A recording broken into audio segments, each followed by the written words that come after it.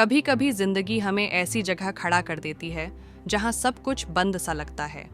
यह कहानी भी वहीं से शुरू होती है। एक छोटे धूल भरे लेकिन हरे भरे गांव में एक 12 साल का लड़का था, अर्जुन। सुबह सुबह जब खेतों के ऊपर धुंध तैरती, मवेशी लौटते, बच्चे खेलते, तो अर्जुन के मन में एक सपना उठता।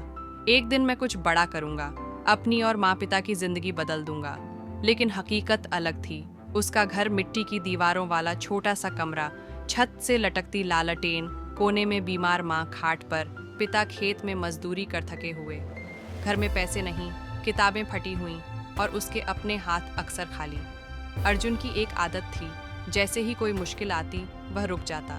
पढ़ाई में दिक्कत हुई, किताब बंद, खेल में हार गया, खेलना ही छोड़ दिया।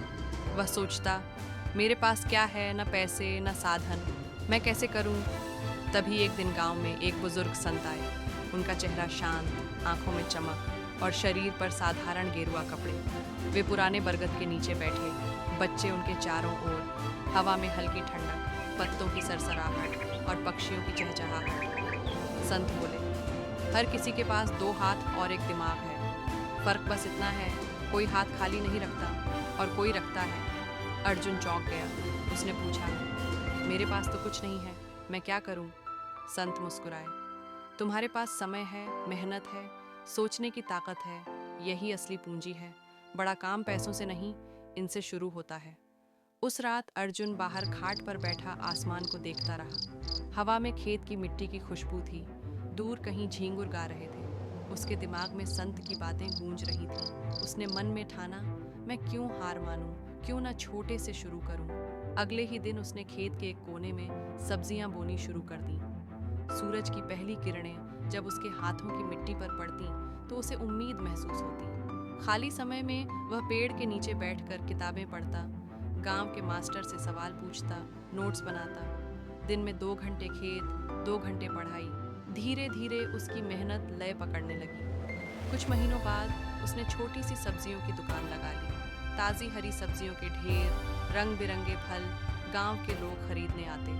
अर्जुन मुस्कुराता, मेहनत करता, पढ़ाई भी जारी रखता। 3 साल गुजर गए। वही छोटी दुकान अब गांव की सबसे बड़ी सब्जी मंडी बन चुकी थी। लोग कहते, ये वही अर्जुन है, वही जो पहले हर बात में हार मानता था। अब अर्जुन 18 साल का हो चुका था। उसी पुराने बैग में किताबें डालकर वह शहर के कॉलेज के लिए बस पकड़ता है। स्टेशन पर हवा में धूल, गाड़ियों की आवाज़ें और उसके चेहरे पर एक नई उम्मीद। आज वही अर्जुन पढ़ाई पूरी करके वापस गांव लौटता है। अब वह सिर्फ अपना नहीं, पूरे गांव के बच्चों का सपना बन चुका है। वह स्कूलों में जाकर बच्चों को किताबें बांटता है, स्कॉलरशिप देता है, कहानियाँ सुनाता है। लोग उससे पूछते हैं, तुमने ये सब कैसे किया जबकि तुम्हारे पास कुछ नहीं था? अर्जुन मुस्कुराकर वही वाक्य दोहराता है, दोनों हाथ खाली नहीं होते। अगर पैसे नहीं हैं तो मेहनत है, अगर साधन नहीं है तो समय है।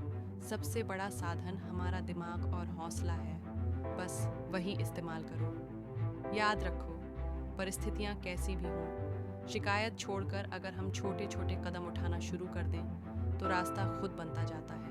और यही इस कहानी की सीख है, दोनों हाथ खाली नहीं होते।